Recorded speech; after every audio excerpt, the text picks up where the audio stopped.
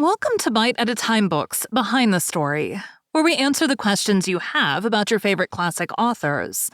What inspired your favorite author to write their novels? What was going on in the world at the time?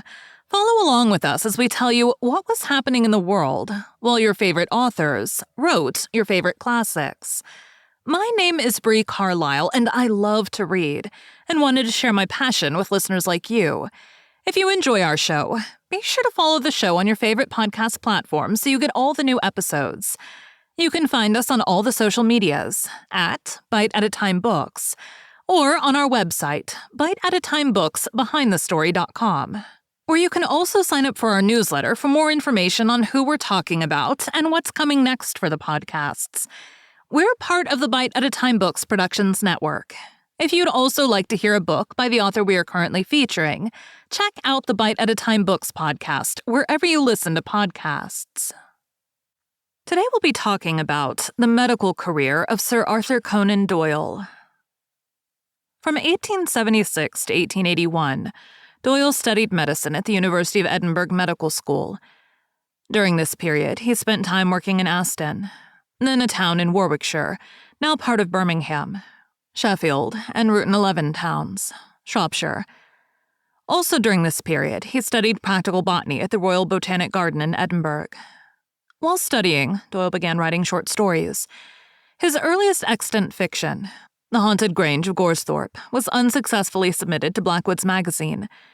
His first published piece, The Mystery of Sasana Valley, a story set in South Africa, was printed in Chambers' Edinburgh Journal on 6 September 1879. On 20 September 1879, he published his first academic article, Gelsemium, as a poison, in the British Medical Journal, a study which the Daily Telegraph regarded as potentially useful in a 21st century murder investigation. Doyle was the doctor on the Greenland whaler Hope of Peterhead in 1880. On 11 July 1880, John Gray's Hope and David Gray's Eclipse met up with the Ira and Lee Smith. The photographer, W.J.A. Grant, took a photograph aboard the Ira of Doyle, along with Smith, the Gray brothers, and ship's surgeon William Neal, who were members of the Smith expedition. That expedition explored Franz Joseph Land and led to the naming, on 18 August, of Cape Flora, Bell Island, Nightingale Sound, Grattan, Uncle Joe Island, and Mabel Island. After graduating with Bachelor of Medicine and Master of Surgery, M.B., C.M. degrees from the University of Edinburgh in 1881, he was ship's surgeon on the SS Mayumba during a voyage to the West African coast. He completed his Doctor of Medicine, M.D. degree, an advanced degree beyond the basic medical qualification in the UK, with a dissertation on tabes dorsalis in 1885.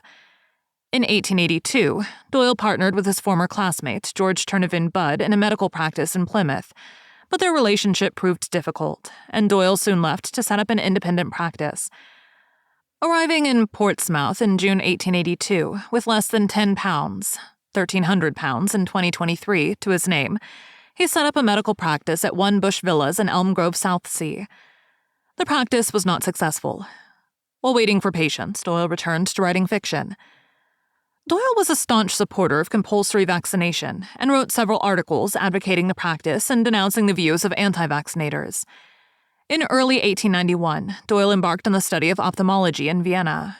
He had previously studied at the Portsmouth Eye Hospital in order to qualify to perform eye tests and prescribe glasses. Vienna had been suggested by his friend Vernon Morris as a place to spend 6 months and train to be an eye surgeon, but Doyle found it too difficult to understand the German medical terms being used in his classes in Vienna, and soon quit his studies there. For the rest of his 2-month stay in Vienna, he pursued other activities, such as ice skating with his wife Louisa and drinking with Brinsley Richards of the London Times. He also wrote The Doings of Raffles Haw.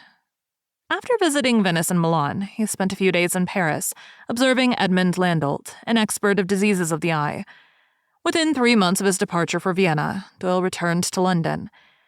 He opened a small office and consulting room at 2 Upper Wimpole Street, or 2 Devonshire Place, as it was then. There is today a Westminster City Council commemorative plaque over the front door. He had no patients, according to his autobiography, and his efforts as an ophthalmologist were a failure.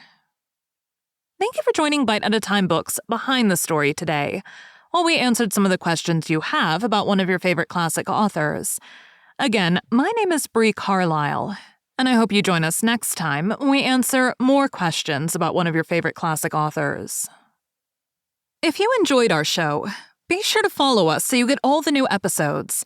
We would also love for you to drop us a rating on your favorite podcast platform.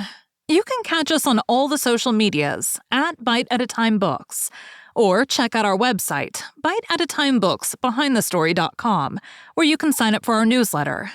Our show is part of the Bite at a Time Books Productions Network.